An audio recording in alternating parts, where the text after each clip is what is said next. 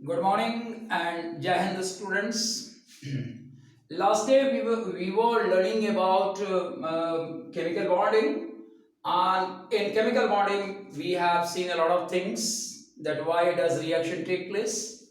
Now today we will try to understand the type of valencies or the type of chemical bonds. So here we should study about the type of valency or the type of chemical bonds which are formed due to the reactivity of the elements. आज हम लोग इस विशेष कक्षा में ये पढ़ने का प्रयास करेंगे कि वैलेंसी या केमिकल बॉन्ड्स के कितने प्रकार होते हैं। तो पहली जो बात यहाँ दिख रही है, रिएक्शन क्यों होता है, इसके बारे में आपको काफी कुछ बताया गया।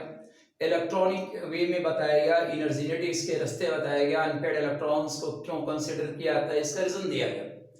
और आज हम लोग टाइप ऑफ केमिकल बॉन्ड या टाइप ऑफ वैलेंसी पढ़ते हैं। तो यहाँ इलेक्ट्रोवैलेंट बॉन्ड टू टाइप्स होते हैं जो आपको यहाँ लिखा हुआ मिलेगा, electrovalency and covalency. Normal types two ही होते हैं।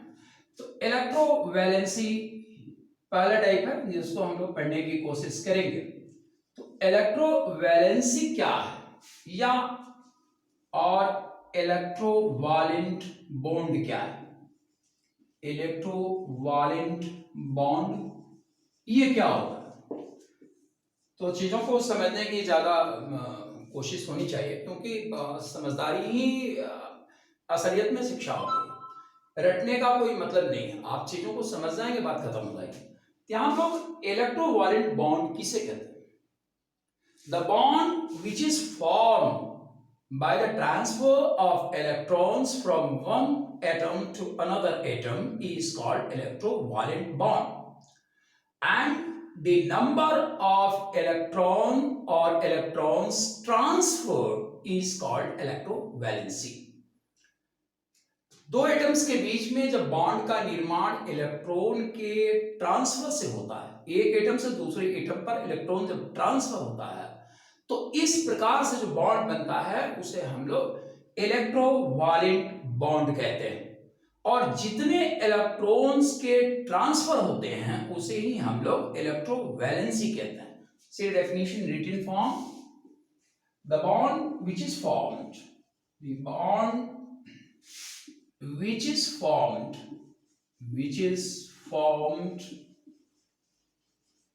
by the transfer of electron or electrons। अगर आप इलेक्ट्रॉन और इलेक्ट्रॉन्स दोनों लिखना चाहते हैं तो इलेक्ट्रॉन के सिंबल E- को लिखिए और ब्रैकेट में S लिख दीजिए। तो इसका मतलब ये सिंबल ये रिप्रेजेंट करता है कि जैसा केस है वैसे ही आपकी समझ बननी चाहिए। अगर सिंगल इलेक्ट्रॉन की बात चल रही है तो इलेक्ट्रॉन हो जाएगा, अगर उससे ज्यादा इलेक्ट्रॉन हो रहा है तो इलेक्ट्रॉन्स हम लोग कंसिडर करेंगे। The bond which is formed by the transfer of electron और electrons is called electrovalent bond, is called electrovalent bond, is called electrovalent bond. ये इलेक्ट्रोवैलेंट बॉन्ड कहलाता है। And the number of electrons transfer and the number of electron और electrons transferred in making the bond, transferred in making the bond is called electrovalency,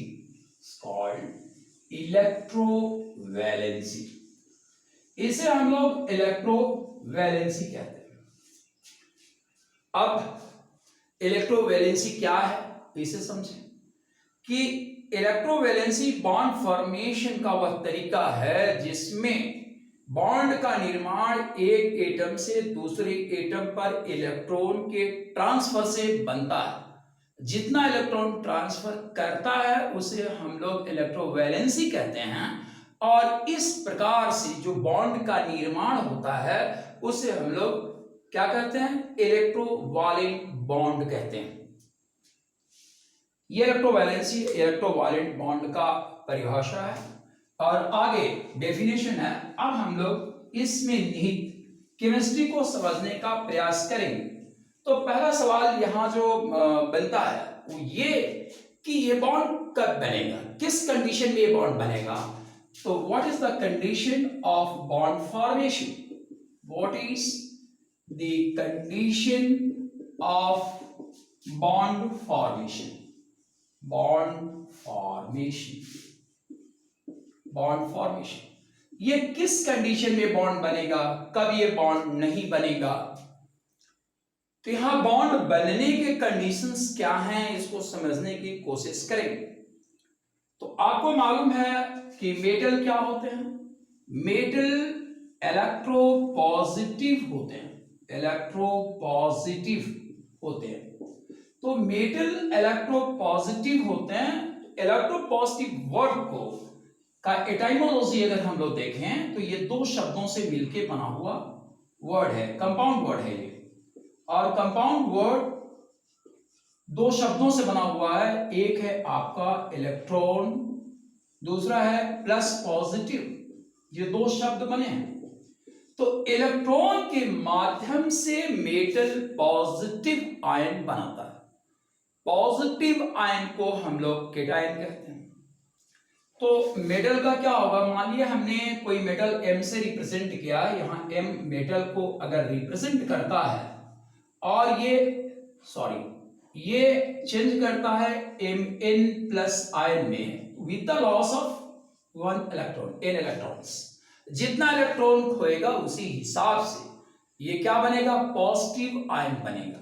जैसे हम example देखें, sodium Na plus ion में बनता है और ये एक इलेक्ट्रॉन का लॉस करता है।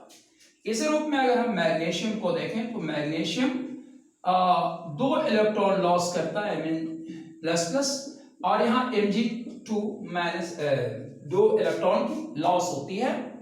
तो मेटल इलेक्ट्रोपॉजिटिव होते हैं, ये एक बात है जो हमको समझ लेना है।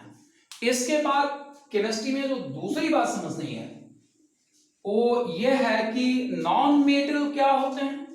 तो non metal electronegative in nature होते हैं, इलेक्ट्रोनेगेटिव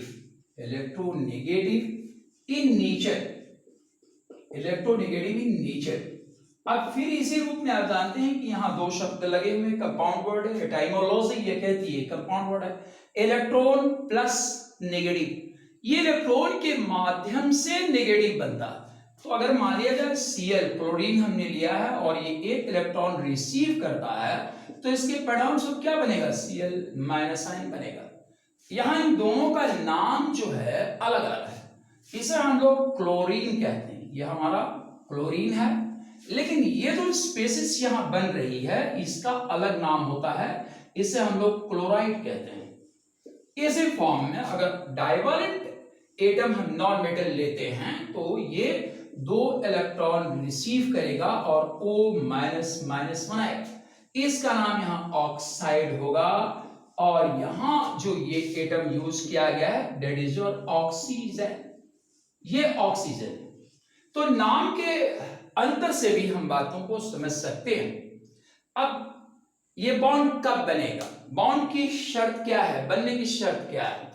तो यहां हम एक बात ये देखते हैं कि इलेक्ट्रॉन का लॉस एंड गेन कहां हो रहा है, कहां इलेक्ट्रॉन लॉस एंड गेन करते हैं।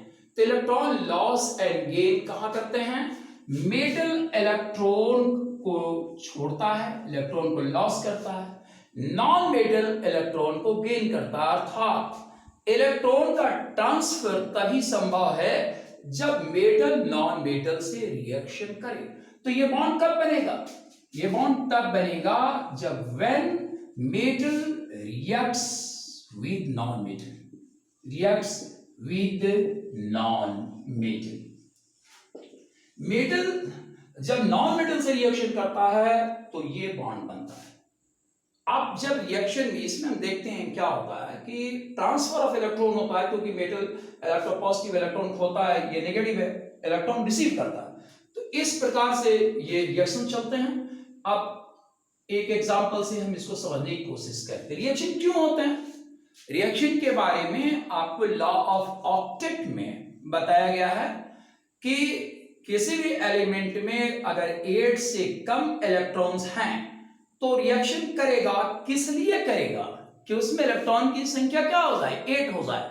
तो 8 इलेक्ट्रॉन पूरा करने के लिए रिएक्शन होता है। अब ये हमारा सोडियम है और ये क्लोरीन है, सपोज दैट दोनों रिएक्शन में बढ़ रहे हैं, तो यहाँ आपके इलेक्ट्रॉन की संख्या कितनी है, 281 इलेक्ट्रॉन की संख्या, क्योंकि जेड का वैल्यू 11 होता है और यहाँ जेड का वैल्यू 17 होता है, तो इलेक्ट्रॉन का डिस्ट्रीब्यूशन अगर करते हैं तो 287 ये मिल रहा है। अब आपको मालूम है हम लोग इलेक्ट्रॉन डॉट स्ट्रक्चर इसका बनाते हैं, तो इलेक्ट्रॉन डॉट स्ट्रक्चर किस रूप में बनता है ये आप जाने होंगे, पीछे जो चैप्टर था वहां आपको पढ़ाया गया है इलेक्ट्रॉन डॉट स्ट्रक्चर।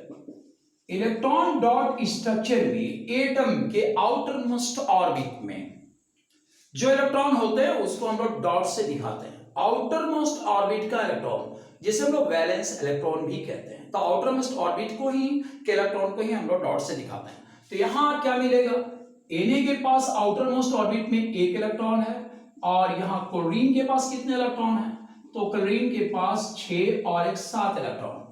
ऐसी स्थिति में जब ये एक इलेक्ट्रॉन इसको दे देगा तो यहां की स्थिति क्या बन जाएगी, इलेक्ट्रॉन्स की संख्या क्या हो जाएगी, 28 हो जाएगा। और जब ये इलेक्ट्रॉन रिसीव करेगा तो यहां इलेक्ट्रॉनिक कॉन्फ़िगरेशन क्या मिल जाएगा, 288 मिल जाएगा।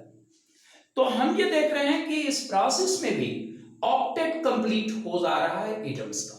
एटम ऑक्टेट कंप्लीट करने के लिए पॉजिटिव एंड नेगेटिव आयंस बनाते हैं। तो ये रिएक्शन इलेक्ट्रोवैलेंसी का रिएक्शन, इसमें एक इलेक्ट्रॉन का ट्रांसफर हो रहा है। अब यहां इलेक्ट्रोवैलेंसी की वैल्यू क्या होगी, अगर ये पूछा जाए कि इस कंपाउंड में इलेक्ट्रोवैलेंसी की वैल्यू क्या है, तो कितने इलेक्ट्रॉन ट्रांसफर हो रहे हैं, केवल एक इलेक्ट्रॉन ट्रांसफर हो रहा है और एक इलेक्ट्रॉन के ट्रांसफर होने के कारण इसके इलेक्ट्रोवैलेंसी 1 मानी जाएगी। अब हम लोग देखते हैं जब इसमें क्या है, 11 इलेक्ट्रॉन है, तो एटॉमिक नंबर के बारे में आप जानते हैं कि एटॉमिक नंबर क्या है। Atomic number is either the number of electron और द नंबर ऑफ प्रोटॉन, या तो इलेक्ट्रॉन की संख्या है या प्रोटॉन की संख्या है, क्योंकि किसी भी एटम में इलेक्ट्रॉन और प्रोटॉन की संख्याएं बराबर होती हैं और इसलिए एटम की एक बड़ी प्रॉपर्टी, एटम इलेक्ट्रिकली न्यूट्रल होता है, वो यहां डिफाइन होता है। तो इसमें अब नए कंडीशन में क्या होगा, यहाँ 11 प्रोटॉन है, 11 प्रोटॉन प्लस 10 इलेक्ट्रॉन्स हैं इसके पास। तो अगर चार्ज के रूप में हम इसको कंसीडर करें तो यहां चार्ज क्या मिलेगा, 11 प्लस चार्ज मिलेगा और माइनस 10 चार्ज मिलेगा। जब दोनों को हम सब्सट्रैक्ट करेंगे तो कितना मिल जाएगा, +1 मिल जाएगा और यही सोडियम का चार्ज बनता है। क्लोरीन के पास 17 प्रोटॉन है और प्लस यहां कितना हो गया, तो इसमें 18 इलेक्ट्रॉन्स हो गया।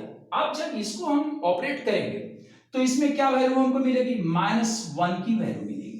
तो इस प्रकार से हम देखते हैं कि इलेक्ट्रोवालेंट बॉन्ड के बनने में आयंस का फॉर्मेशन होता है और आयंस के फॉर्मेशन होने के कारण इलेक्ट्रोवालेंट बॉन्ड का दूसरा नाम है, सिनोनिम है इसका।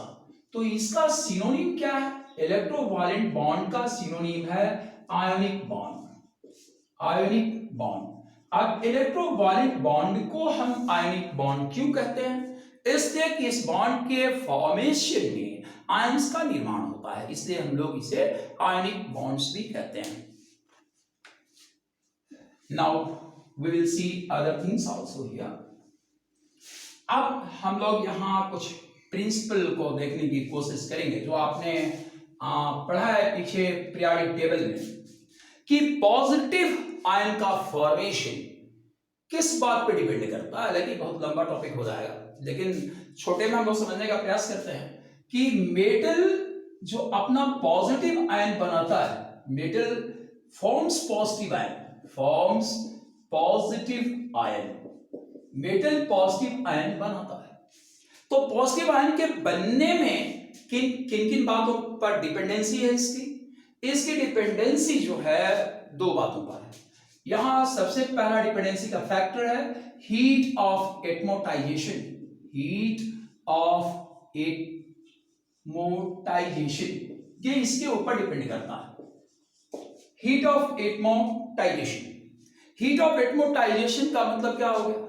The enthalpy change in converting one mole of sodium atom into one mole of sodium ion।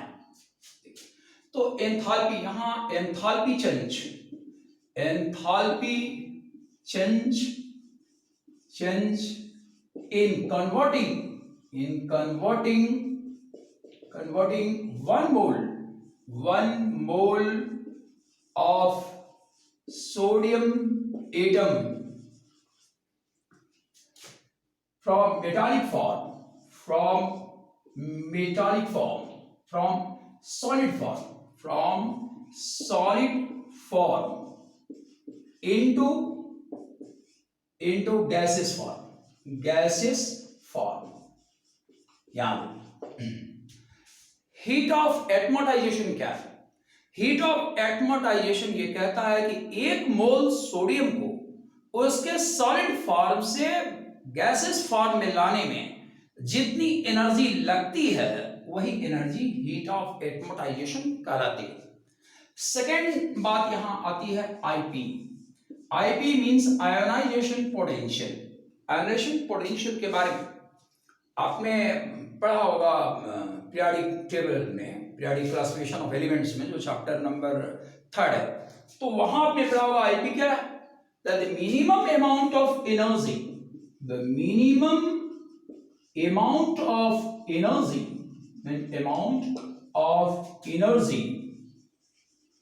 required to knock out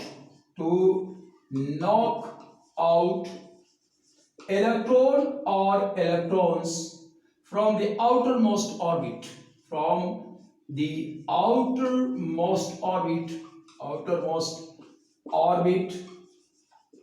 of an gaseous atom, gaseous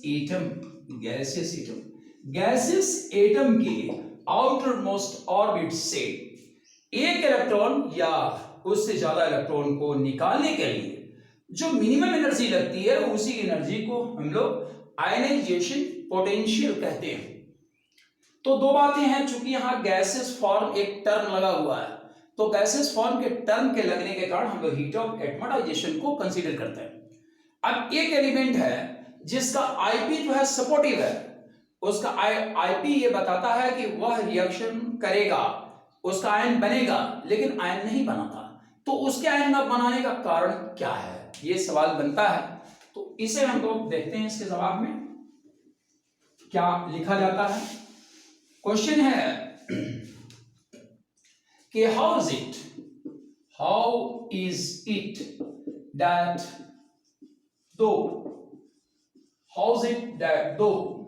platinum has affordable IP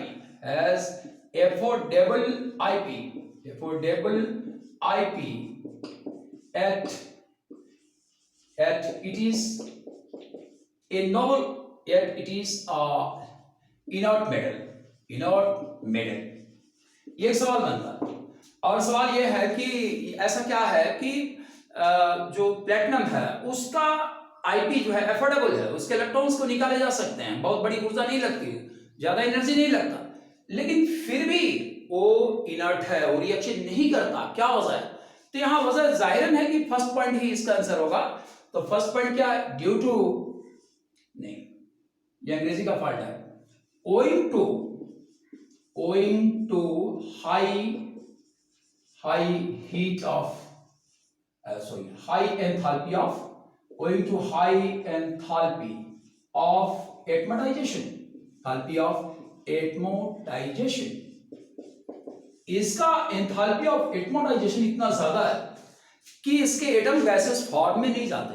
जब gases form में जाएंगे ही नहीं तो फिर क्या electron निकलेगा कैसे? इसलिए ये एलिमेंट प्लेटिनम क्या है? इनर्ट होता है, जैसे आपने पढ़ा होगा इसके बारे में। अब हम लोग रिएक्टिविटी ऑफ मेटल को देखते हैं। रिएक्टिविटी ऑफ मेटल किस बात पे डिपेंड करता है? तो रिएक्टिविटी ऑफ मेटल जो है वो डिपेंड करता है, रिएक्टिविटी ऑफ मेटल इसकी डिपेंडेंसी क्या होगी? Reactivity of metal is inversely proportional to Ip। जितना कम आयोनाइजेशन पोटेंशियल होगा उतना ही ज्यादा मेटल रिएक्टिव होगा। तो ये रिलेशन आपको समझ में आ रहा है? द लोअर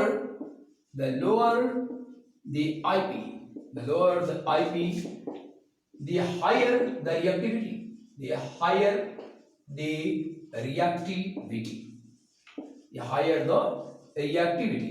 जितना लो उसकी Ip होगी उतना ही हाई और रिएक्टिव होगा, और उतना ही ज्यादा उसका नेचर क्या होगा? इलेक्ट्रोपॉजिटिव होगा, क्योंकि केटायन बड़े आराम से बनाएगा वो, और उतना ही ज्यादा उसका मेटालिक नेचर होगा, क्योंकि इलेक्ट्रोपॉजिटिविटी से ही मेटालिक नेचर को मेजर करते हैं। तो जितना आसानी से वो आयन बनाएगा उतना ही ज्यादा इलेक्ट्रोपॉजिटिव होगा, उतना ही ज्यादा वो मेटालिक होगा। तो यहां आप लोग कंक्लूजन निकालते हैं। कंक्लूजन क्या है? कंक्लूजन ये है कि the lower the Ip, the lower the Ip, the higher the metallic nature, the higher the metallic nature, higher the metallic nature। जितना लो उसका Ip होगा उतना ही ज्यादा उसका मेटालिक नेचर होगा। अब हम लोग नॉन मेटल की केमिस्ट्री को थोड़ा सा देखते हैं। तो नॉन मेटल क्या बनाते हैं? इलेक्ट्रोनेगेटिव इन नेचर होते हैं। तो इलेक्ट्रोनेगेटिव इन नेचर होने के वजह से ये नेगेटिव आयंस का फॉर्मेशन करता है। नेगेटिव आयन के फॉर्मेशन के पीछे आपने कौन सा कॉन्सेप्ट पीरियोडिक टेबल में पढ़ा है? तो जाहिर है, चूंकि आप मेरे सामने नहीं है कि मैं आपसे पूछूं और उसका जवाब जानूं, तो मैं अपने से बताता हूं। इलेक्ट्रॉन गेन एंथैल्पी, ध्यान दीजिएगा इस टर्म पर, electron gain enthalpy. Electron gain enthalpy क्या है ये समझना होगा, तब हम इलेक्ट्रोवैलेंट कंपाउंड को पूरा का पूरा समझ पाएंगे। तो इलेक्ट्रॉन गेन एंथैल्पी क्या है? The amount of energy, the amount of energy released, the amount of energy released or the amount of energy released on the introduction of one or more electron or electrons in the gaseous form of non-metallic atom, in the gaseous form of non-metallic atom or of non-metallic atom। non-metallic atom के gaseous form में एक electron या उससे ज्यादा electron डालने पर जो energy बाहर निकलती है, तो जो एनर्जी बाहर निकलती है उसे हम लोग क्या कहते हैं? इलेक्ट्रॉन गेन एंथैल्पी कहते हैं। ये इलेक्ट्रॉन गेन एंथैल्पी। और नॉन मेटल का केस यहां समझ लेना है कि नॉन मेटल का केस क्या है, ये इलेक्ट्रॉन गेन एंथैल्पी पर डिपेंड करता है। यानी कि रिएक्टिविटी ऑफ नॉन मेटल क्या होगा? Reactivity of non metal is directly proportional to electron gain enthalpy। ये समझने की जरूरत है। जितना ज्यादा इलेक्ट्रॉन गेन एंथैल्पी होगा उतना ही ज्यादा नॉन मेटल क्या होगा? रिएक्टिव होगा। अब इस बात को समझें कि ये क्यों रिएक्टिव हो रहा है। इलेक्ट्रॉन गेन एंथैल्पी कैसा प्रोसेस है? Electron gain enthalpy exothermic process है, एक्सोथर्मिक है। और आयनाइजेशन पोटेंशियल ये कैसा प्रोसेस है? ये प्रोसेस एंडोथर्मिक है। तो इनर रिएक्शन क्यों होता है? रिएक्शन होने का एक वजह क्या है कि एटम की एनर्जी बहुत ज्यादा है, उसकी एनर्जी कम होनी चाहिए। तो कम करने के लिए यहां एक्सोथर्मिक फिनोमेना हो रहा है, और इस एक्सोथर्मिक फिनोमेना के अंतर्गत एनर्जी क्या हो रही है? बाहर निकलती है। इसलिए जिसकी सबसे ज्यादा एनर्जी बाहर निकलेगी वो क्या होगा? वो ज्यादा ही रिएक्टिव होगा। तो आपने वेरिएशन के बारे में पढ़ा होगा इसके पीरियोडिक टेबल में। Non metal electron gain enthalpy का वेरिएशन आपने पढ़ा, वही काम का है यहां। तो जब हम लेफ्ट टू राइट निकलते हैं तो इलेक्ट्रॉन गेन एंथैल्पी की वैल्यू क्या करती है, इंक्रीजेस। इलेक्ट्रॉन गेन एंथैल्पी की वैल्यू इंक्रीज करती है।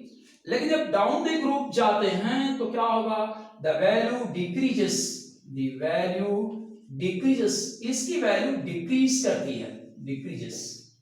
अब यहां हम लोग देखें कि ये मैक्सिमम वैल्यू कहां लेगा, मैक्सिमम वैल्यू ग्रुप नंबर 17 मिलेगा, जो आपने पीरियोडिक टेबल में पढ़ा होगा। तो ग्रुप नंबर 17 में एलिमेंट्स कौन से हैं, फ्लोरीन है, क्लोरीन है, ब्रोमीन है, आयोडीन है, ये एलिमेंट्स है। उसमें एस्टेटीन है, ये अंतिम एलिमेंट एस्टेटीन है। तो ये इलेक्ट्रॉन गेन एंथैल्पी की मैक्सिमम वैल्यू का ग्रुप क्या है, ग्रुप नंबर 17 है। तो ग्रुप नंबर 17 के बारे में हम एक बात कहेंगे, is the most non metallic group, is the most non metallic group, the most non metallic group. ये सबसे ज्यादा नॉन मेटालिक ग्रुप है। तो यहां ये समझना है कि इसमें सबसे ज्यादा रिएक्टिव एलिमेंट कौन होगा, जैसे कि रिएक्टिविटी ऑफ नॉन मेटल की अगर हम बात करें तो reactivity of non metal, reactivity of non metal is directly proportional two electron gain enthalpy. तो ये जो ट्रेडिशन आपको मिल रहा है, इस ट्रेडिशन में फ्लोरीन को सबसे ज्यादा रिएक्टिव नॉन मेटल होना चाहिए, लेकिन फ्लोरीन सबसे ज्यादा रिएक्टिव नॉन मेटल नहीं है, ये समझना है। तो कौन है, क्लोरीन है। Chlorine is the most reactive non metal, chlorine is the most reactive non metal, chlorine is the most reactive non metal, ये सबसे ज्यादा रिएक्टिव नॉन मेटल है। फ्लोरीन क्यों नहीं, फ्लोरीन के ना होने का कारण क्या है, due to very small size. Fluorine is not because it has very small size, because it has very small size, it's very small size, क्योंकि इसकी साइज बहुत ही छोटी है, और बहुत छोटी होने के कारण इसके अंदर जो घटना घटती है वो घटना क्या है, इंटर इलेक्ट्रॉनिक रिपल्सन। इसके अंदर जो घटना चलती है उसे हम लोग इंटर आयनिक रिपल्सन कहते हैं, इंटर आयोनिक रिपल्सन। ये इंटर आयोनिक रिपल्सन के कारण क्या होता है, इसका इलेक्ट्रॉन गेन एंथैल्पी बड़ा नहीं हो पाता। और भी कारण हैं जिस कारण के बारे में आपने पीरियोडिक टेबल में पढ़ा होगा, और भी कई कारण हैं जिसका सारा वर्णन आप पीरियोडिक टेबल में पढ़े होंगे। यहाँ मैं उतना पढ़ा रहा हूँ जितने से चैप्टर को पूर्णतः समझा जा सके, टॉपिक पूरा समझ में आए, बस उतना ही चीज मैं पढ़ा रहा हूँ। तो ये हमने देखा।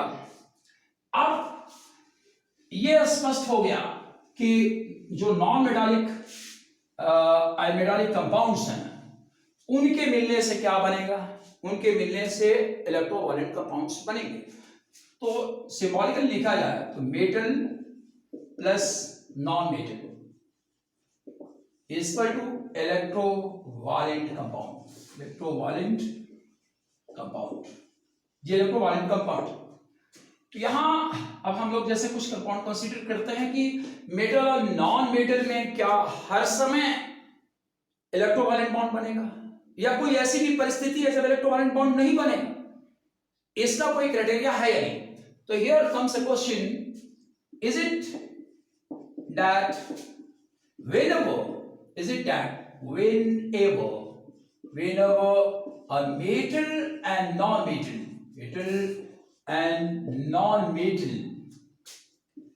and non-metal, will react together, whenever a metal and non-metal will react, whenever a metal and non-metal react, always electrovalent compound is formed, always electrovalent compound is formed, valent compound is formed। क्या जब भी metal non metal से reaction करेगा क्या हर समय इलेक्ट्रोवायलेंट compound बनेगा, ये एक बड़ा सवाल है समझने के लिए। क्या हर समय बनेगा या इसका भी कोई कंडीशन है? तो इसका एक कंडीशन है। वो कंडीशन क्या है कि सपोज दैट ए और बी, ये आपका मेटल और ये नॉन मेटल है, नॉन मेटल है, ये नॉन मेटल है। तो इलेक्ट्रोवायलेंट कंपाउंड के बनने की शर्त क्या है, ये याद रखिएगा। Condition of electrovalent compound, condition of electrovalent compound, electrovalent compound, किस कंडीशन में इलेक्ट्रोवालेंट कंपाउंड बनेगा और किस कंडीशन में इलेक्ट्रोवालेंट कंपाउंड नहीं बनेगा, इसका निर्णय इलेक्ट्रोनेगेटिविटी से लिया जाता है। इलेक्ट्रोनेगेटिविटी क्या है, ये भी आपने पीरियोडिक टेबल में पढ़ा होगा। तो electronegativity is the tendency of the atom by virtue of which it pulls the bonded pair of electrons slightly towards itself, जो आपने पीरियोडिक टेबल में पढ़ा होगा। तो electrovalent, electronegativity, electronegativity is the property of atom, is the property of an atom by virtue of which it drags the bonded pair of electron, bonded pair of electron, bonded pair of electron or electrons slightly towards itself, ये इसकी property है। तो electronegativity atom की वो property है जिसके कारण यह बॉन्डेड पेयर ऑफ इलेक्ट्रॉन को अपनी ओर कुछ ज्यादा खींचता है। तो इलेक्ट्रॉन गेन एंथैल्पी इलेक्ट्रोवालेंट कंपाउंड के बनने की शर्त क्या है? तो हमने बताया कि कंडीशन वही है, इलेक्ट्रोनेगेटिविटी को कंसीडर करना पड़ेगा। तो ये कंपाउंड तभी बनेगा जब electronegativity of B, that is your non metal, minus E A, that is your metal, ये डिफरेंस जो हमको मिल रहा है, तो E B minus EA should be either greater than or equal to 1.7। ये डेटा केमिस्ट्री में जो डेटा आते हैं कुछ, उसे हम लोग मैजिकल डेटा कहते हैं। ये आपका मैजिकल डेटा है, मैजिकल डेटा। इस डेटा के आधार पर आप फैसला करेंगे। अगर इलेक्ट्रोनेगेटिविटी का डिफरेंस 1.7 है या उससे ज्यादा है तो इलेक्ट्रोवालेंट कंपाउंड बनेगा। अगर ये नहीं है तो इलेक्ट्रोवालेंट कंपाउंड नहीं बन सकता है। तो क्या बनेगा? वैसी स्थिति में जो कंपाउंड बनता है उसे हम लोग कोवलेंट कंपाउंड कहते हैं। ज्यादा से ज्यादा घटना जो घटती है पोलैरिटी इन कोवलेंट कंपाउंड हम लोग पढ़ते हैं जहां ये बात होती है। अब इस एग्जांपल हम देखते हैं एल्युमिनियम क्लोराइड AlCl3, ये कैसा कंपाउंड है? ये कोवलेंट कंपाउंड है, कोवलेंट कंपाउंड है। और इसके कोवलेंट कंपाउंड होने का वजह क्या है? क्योंकि यहां ECl माइनस EAl का वैल्यू क्या है? लेस देन 1.7 है, इसलिए कंपाउंड इलेक्ट्रोवालेंट नहीं है। इस रूप में आप लिथियम क्लोराइड के लीजिए, लिथियम हाइड्राइड लीजिए, यहां जो इलेक्ट्रोनेगेटिव डिफरेंस है EH minus ELI is less than 1.7, इसलिए कंपाउंड इलेक्ट्रोवालेंट नहीं है। और हम क्या देखें, ये भी मेटल है और ये नॉन मेटल्स है, फिर भी इलेक्ट्रोवालेंट कंपाउंड नहीं बनता है। इसको ध्यान में रखना है, ये समझना पड़ेगा। क्लास थोड़ा बड़ा है और बड़ा होने के कारण इसमें हमको बहुत सारी चीजों को सही तरीके से जानना हो। अब the question which are asked in exam में जो सवाल पूछे जाते हैं यहां से, उसको आपके सामने रखना। Here, see the case। अब पूछा जाता है कि NaCl और KCl में, ये क्वेश्चन आता है एग्जाम में, देखिएगा यहां ज्यादातर CBSE अपने एग्जाम में एप्लीकेशन पूछती है, थ्योरी बहुत कम पूछा था। NaCl और KCl में, इन दोनों में which one is more ionic in nature? Which one is more ionic in nature? इन दोनों कंपाउंड में ज्यादा आयनिक कंपाउंड कौन है? एग्जाम में ये सवाल बनता है और इसलिए मैंने मेटल की रिएक्टिविटी को पढ़ाया, नॉन मेटल की रिएक्टिविटी को पढ़ाया और इलेक्ट्रोवैलेंट कंपाउंड बनने की शर्त को समझाया, क्योंकि अन्यथा आप इस पर निर्णय नहीं ले पाएंगे। तो कौन सा कंपाउंड होगा ज्यादा इलेक्ट्रोनेगेटिव, सॉरी कौन सा कंपाउंड ज्यादा आयनिक इन नेचर होगा? तो आप जानते हैं कि जो मेटालिक नेचर है ये क्या होता है, डाउन द ग्रुप इंक्रीज करता है, डाउन द ग्रुप इंक्रीज करता है, ग्रुप इंक्रीजेस, क्या इंक्रीज करता है? तो मेटालिक नेचर, मेटालिक नेचर। अब चूंकि metallic nature down the group increase करता है, इसलिए पोटाशियम क्या हो, ज्यादा मेटालिक है, ये कम मेटालिक है, इसलिए आंसर में क्या मिलेगा, KCl is more electronegative, more electro sorry KCl is more ionic than क्या, देन NaCl। तो KCl जो है NaCl की तुलना में ज्यादा आयनिक है। सवाल आगे हम लोग बढ़ाते हैं। अब सवाल बनता है कि NaCl और इसके सामने जो कंपाउंड होता है MgCl2, इन दोनों में कौन ज्यादा आयनिक है? विच one is more ionic, which one is more ionic. यहां जवाब आपको जानना चाहिए किस तरह से निकालते हैं, विच one is more ionic compound, इसमें कौन ज्यादा आयनिक कंपाउंड है, ये एक सवाल यहां बनता है। तो आप जानते हैं कि मेटालिक नेचर क्या होता है, जब हम लेफ्ट टू राइट जाते हैं पीरियड में तो metallic nature decreases, metallic nature decreases, metallic nature इसका क्या करता है, डिक्रीज करता है। तो कहा जाएगा कि sodium is more metallic than magnesium. यहां हम निष्कर्ष क्या निकालेंगे, sodium is more metallic than magnesium, more metallic than magnesium, than magnesium, sodium magnesium की तुलना में ज्यादा मेटालिक है। इसलिए चूंकि केटायन एनायन दोनों जगह सेम लगाया गया, इसलिए क्या sodium chloride is more ionic in nature, chloride is more ionic in nature, ये ज्यादा आयनिक है। तो ऐसे सवाल से वैसे पूछे जाते हैं। आपका चैप्टर नंबर 3 जो है पीरियोडिक टेबल, वो बहुत ही महत्वपूर्ण चैप्टर है, काफी की चैप्टर है। अगर उस चैप्टर को आप ढंग से समझते हैं तो मुझे लगता है कि आप इनऑर्गेनिक केमिस्ट्री लगभग पूरा सही समझ जाएंगे। अगर उसमें कहीं संदेह है, कोई डाउट है, तो फिर आगे के चैप्टर्स में आप फंसना शुरू करेंगे। तो ये हमने निर्णय लिया, जो आपको सिखाया। अब ऐसा करते हैं कि इसके थोड़ा सा उल्टे फॉर्म हो जाता है, इसमें एनायन को चेंज करके सवाल बनाते हैं।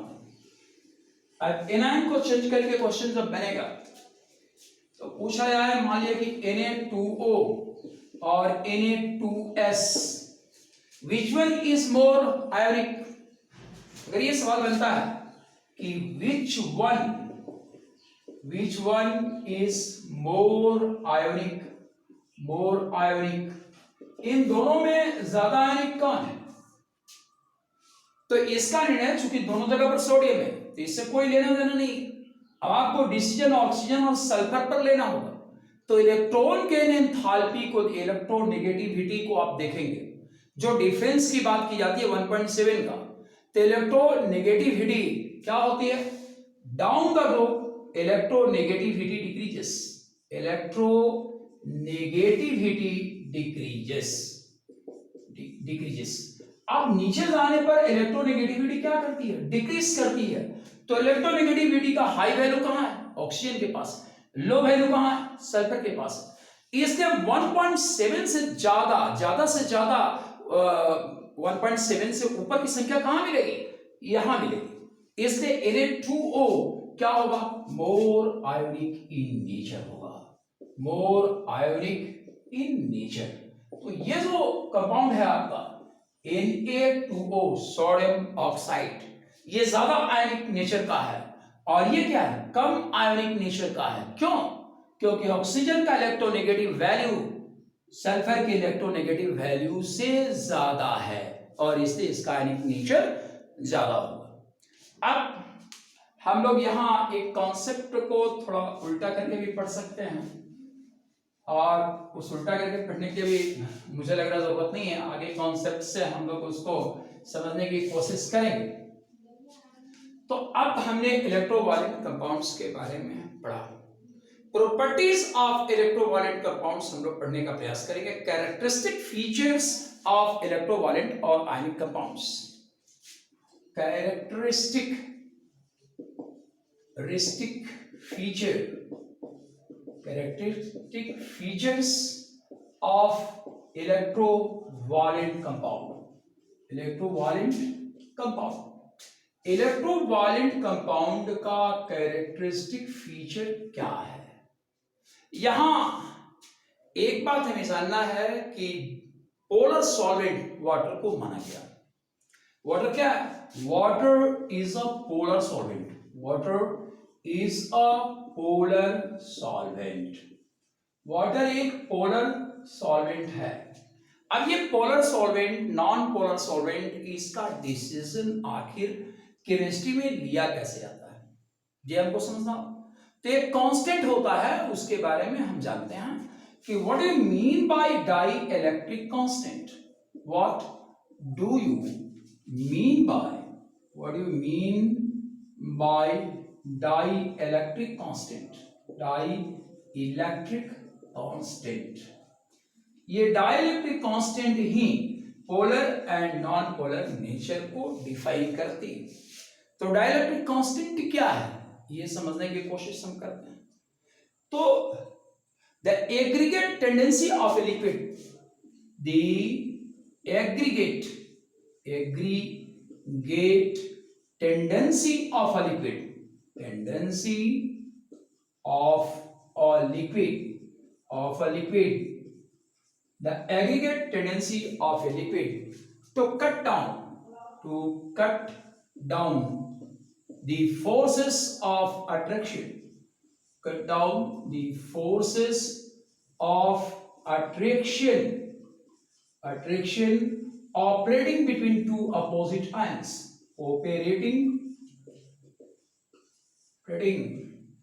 between two opposite ions, opposite ions is called dielectric constant। dielectric constant, इसे हम लोग डाइइलेक्ट्रिक कांस्टेंट कहते हैं। तो दो अपोजिट आयंस के बीच में जो फोर्स ऑफ अट्रैक्शन काम करता है, उसे काटने की जो क्षमता होती है लिक्विड में, टेंडेंसी, प्रवृत्ति होती है लिक्विड में, उसे हम डाइइलेक्ट्रिक कांस्टेंट कहते हैं। अब जैसे मान लिया Cl को हमने पानी में डाला, ये Na प्लस है और Cl माइनस है, तो इनके बीच में एक अट्रैक्शन काम कर रहा है, ये आपका अट्रैक्शन है, ये अट्रैक्शन काम कर रहा है। जब तक ये अट्रैक्शन कटेगा नहीं, ये दोनों अलग नहीं हो पाएंगे। तो इसके लिए जो यहां टेंडेंसी खड़ा होती है कटिंग, इस आयन को काटने की जो टेंडेंसी बनती है, जितनी होती है, उसी के आधार पर polar and non polar solvent हम लोग निकालते हैं। तो एमंग ऑल लिक्विड्स, ये डेटा याद रखिएगा, among all liquids water has highest dielectric constant,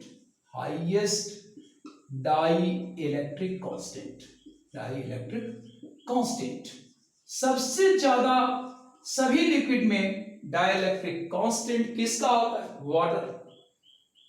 among all liquids water has highest dielectric constant, that is numerically equal to 80, that is numerically equal to 80।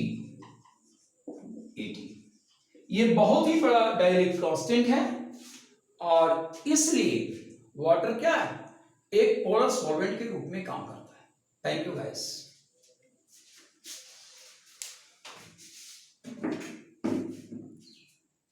देखो